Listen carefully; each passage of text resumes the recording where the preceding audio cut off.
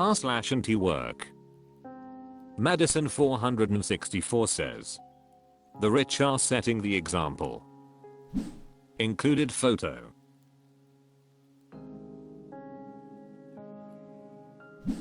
Sendun says, hear me out, have they tried making him a pizza party? I heard it raises motivation. Tomomatic says, I've heard that a substantial pay cut is the key to motivate employees.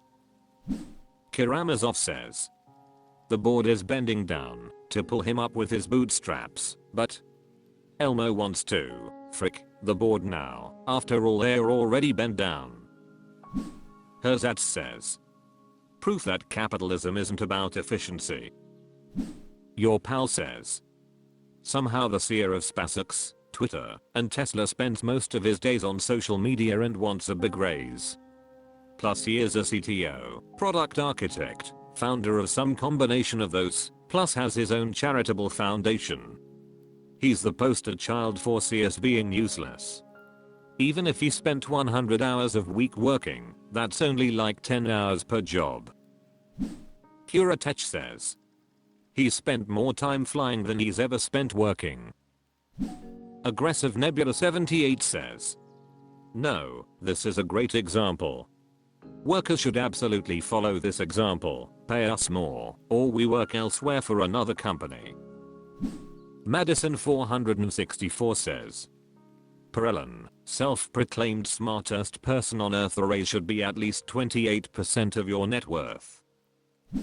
Cosmic Shimmer says, if we are going by what's in the bank account, I fear 28% of my zero would still be zero. Bromson says, wow. That's like 1 or 2 billion more than he spent for Twitter. That's kind of a coincidence. Madison 464 says, exactly, he, frick, ed up buying Twitter and is now trying to scam a Nordstrom refund from shareholders. Fat Guy 468 says, this dude already did the death spiral speedrun on Zeta, pronounced shitter, why would anyone ever trust him to lead a company again, much less pay him tens of billions to do it? r/antiwork. OK requirement 4434 says, why aren't more people hesitant to work for free? I work at a small company, maybe 25 people. One owner. Has always joining new programs on how to improve your business type stuff. These programs consist of training videos and webinars generally. Every time he does this, has all in on whatever new crap it is. At first, he would just make a small group of 4 do the videos/webinars, and then they would come share with the rest of us. Then he decided everyone should be participating. Then I come to find out this small group had been doing all these videos and webinars at home. Off the clock. This group of 4 has been doing this for 5 months with not one of them asking to be paid for working at home. Well, when it's announced at an all-team meeting that we all need to do this stuff, I was the only person that talked about getting paid. Me, one single person out of 25 people. What in the actual frick? Boss is dumbfounded. Co-workers look dumbfounded. I just wanna know how much I'm getting paid to do this shit. Welp, at the end of the day we watch videos or do webinars during regular business hours if we have free time. That's what I'm other, frick, I'm thought, frick face. Frogmucky says, because we're all family lol. I see 25092 says, hell yeah, work for free. Not me. Mextizer says, I had a boss that wanted me to read some of Eckhart Tolle's horse shit and meet with him weekly to discuss the reading. I was like, yep, adios mother, fricker. Twilight Machine says, I'll wager that gang of 4 is really invested in the plan. Panchenima says, because of my work field, and unified communications, I do a lot, I mean a lot of certifications, webinars, seminars, videos, and the whole lot, and every second of it is on the clock. I don't even bring my work laptop home except for weekends, or if I need a Windows machine at hand. My personal ones are a Mac and a Linux one. So yes you're doing the right questions. Another approach would be ask for the time to see the videos while on your work regular hours. Swanky Steel says, if there's any perceived benefit. Iwakato Nightmare says, most people are gullible sheeple looking for a shepherd. Automations without any free will. Shin Splinchert says, development should be on company time. One of the things I really appreciate about where I work is they encourage you to use your workday to work on career development.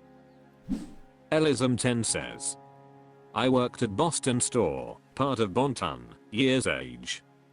The company loved RGM because we were the top performing store almost every day. They fired her when they found out she was making managers work off the clock. It is illegal and will get a business in huge trouble. OK Poet 6198 says, because we are slaves that has given up our imagination and freedom for fake safety.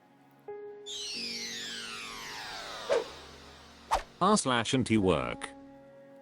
Liar likes to draw says, just started a new job 2 weeks ago and my boss isn't happy I wouldn't come in at 6 AM after getting off work at 11 PM.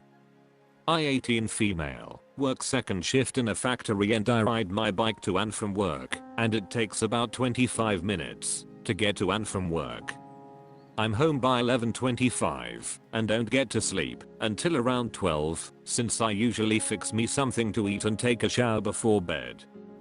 Keeping the travel time in mind I'd be leaving home by 5:25 and with the time it takes to get ready for work and cooking breakfast and making lunch for myself I'd get maybe 4.5 hours of sleep assuming I'm actually able to fall asleep immediately, which is rare for me. My boss is mad at me for refusing to come in when it means getting barely any sleep. Reddit2sex says, depending on which country you're from, that request itself can be highly illegal. Liar likes to draw says, America. Never Ena Purple says, if you mean the United States, check your state law, if any, on minimum time between shifts.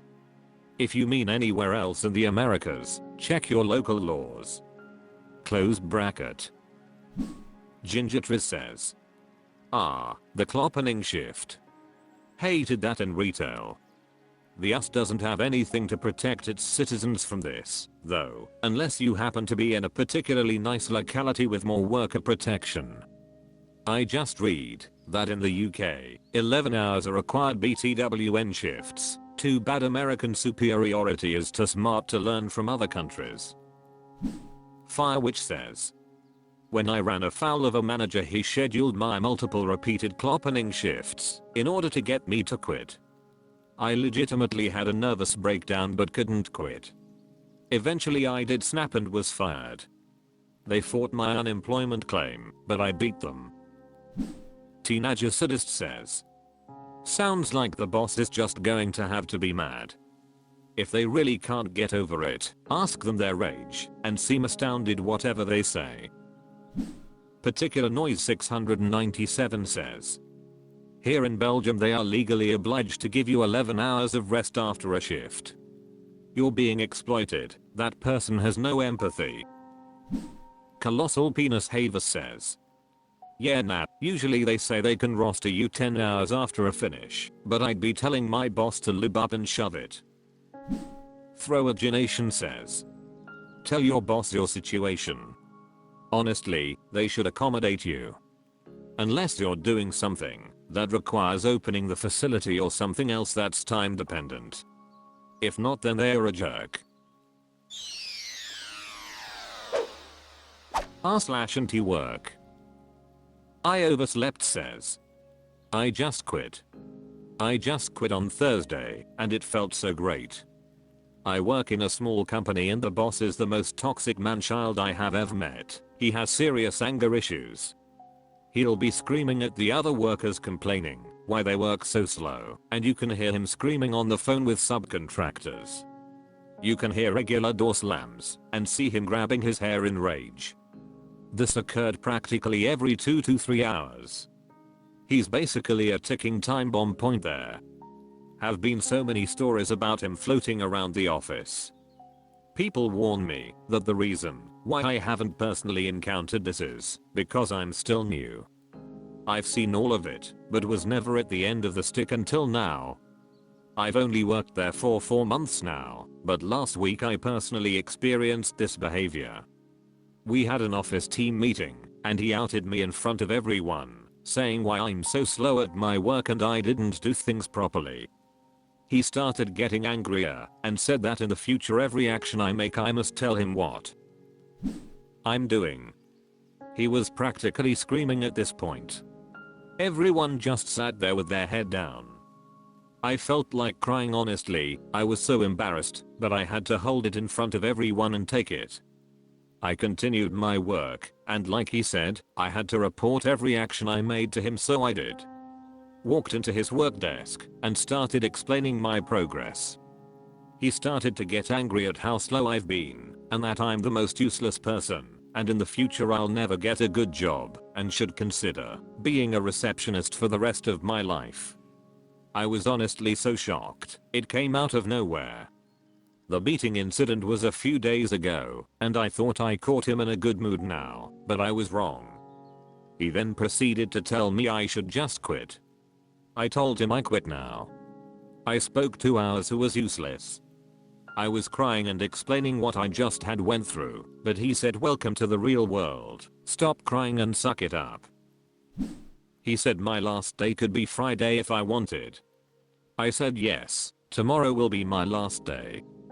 On Friday, the office threw a small shared lunch to celebrate, and the boss was busy at this point, so he was away out on a site.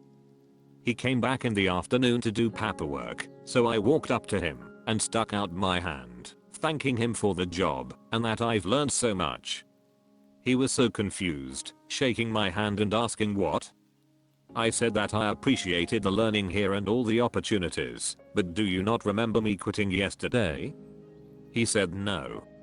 I thought we were joking. Well, joke's on you, I'm out. I left and he just stood there confused. I saw him walking towards the hour guy after. I'm emotionally weak, so I had the fattest cry at home, beating myself up and feeling sorry for myself. I did feel better after the cry, and now putting this out there I feel okay. I'll probably take a break before job searching to focus on myself mentally. Thanks for reading through. The Lost Boy 1983 says, well done, let the dust settle and the rawness subside. You have learned a lot, and you'll be able to take that forward in your next role.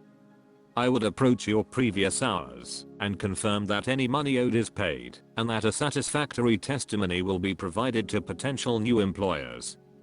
They are not legally obliged, however, they are not entitled to write you a less than favorable statement.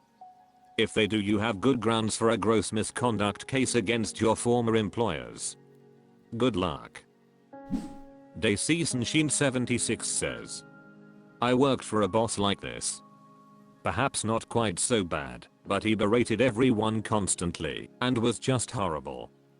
He couldn't keep anyone around longer than a few weeks because they'd realize how insane he was and quit. I'd had enough jobs by that point to know that was absolutely unacceptable. I left one day and never went back. Frick em. I'm proud of you, op. Lester Wellwood says, people don't quit jobs, they quit managers. Fallow 3 says, well done, encourage others to leave as well. Darren First says, no job is worth that kind of treatment, you did the right thing. Seabrizzy 3051 says, keep your head held high. No one should ever have to go through that kind of humiliation. Mangas like that only care about two things, money and kissing ass to the people above them. Capital Effect 2773 says, I had a boss like that, would lose his shit because the shirt wasn't in the press right, dry cleaner, and yelled at me once because I folded someone's laundry wrong somehow. They did fire recovery and washed people's laundry and stuff that was recovered. Luckily they went out of business about a year after I left. Interesting song 782 says. This internet stranger is proud of you for calling his bluff. What a tool. Babas007 says. Wow. Glad you got out. That is so stressful to read. I can't imagine anyone conducting themselves like that. Now, apply for unemployment on the grounds that your boss told you to quit, created a hostile workplace, and you went to he who told you to basically suck it up. By the way, if you quit because of the environment you could get unemployment, and that would hit the company in the pocket. Which is good.